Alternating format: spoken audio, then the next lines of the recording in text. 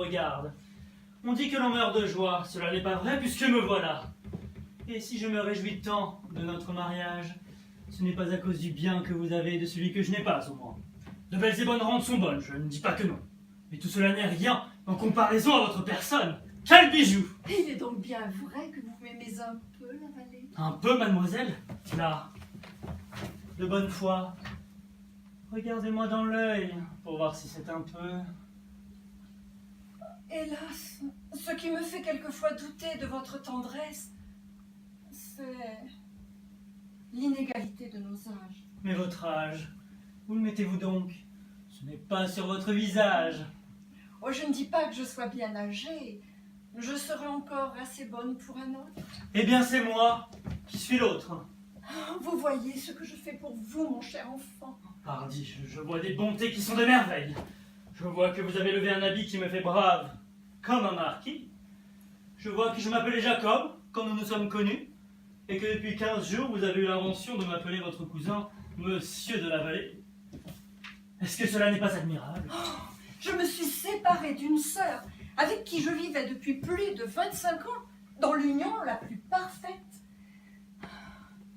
Et je brave les reproches de toute ma famille, qui ne me pardonnera jamais notre mariage quand elle le saura. Oh, vraiment, que n'avez-vous point fait? À cette heure, par votre moyen, je suis poli. J'ai... des manières.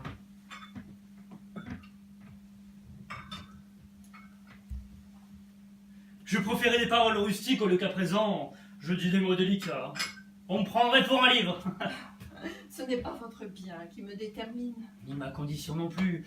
Finalement, je vous dois mon nom, ma braverie, ma parenté, mon beau langage, ma politesse, ma bonne mine. Et puis vous m'allez prendre pour votre homme comme si j'étais un bourgeois de Paris. Dites que je vous épouse, la vallée, et non pas que je vous prends pour mon homme. Cette façon de parler ne vaut rien. Pardi. Grand merci, cousine. Je vous fais bien excuse, mademoiselle. Oui, vous m'épousez. Quel plaisir! Vous allez me donner votre cœur qui en vaut 4 comme le mien. Oh, si vous m'aimez, je suis assez payée. Mais pourquoi regardez-vous tant Agathe quand elle est avec nous? La fille de Madame Alain? Bon, c'est qu'elle m'agace. Elle a peut-être envie que je lui en compte et n'ose pas lui dire que je suis retenu. La petite sotte. Pardi, est-ce que la mère ne m'a pas toujours disant que je suis beau garçon? Oh, pour la mère, elle ne m'inquiète pas. Et je suis persuadée, après toute l'amitié qu'elle me témoigne, que je ne risque rien à lui confier mon dessein. Je ne veux pas que l'on sache qui je suis. Et il n'y a que Madame Alain à qui nous puissions nous adresser. Mais je me rappelle, j'ai un ordre à donner pour le repas de ce soir et je remonte. Restez ici et prévenez-la quand elle sera venue. Je reviens bientôt.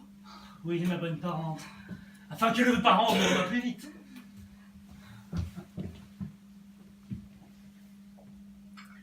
Cette fille-là m'adore. Elle se meurt pour ma jeunesse.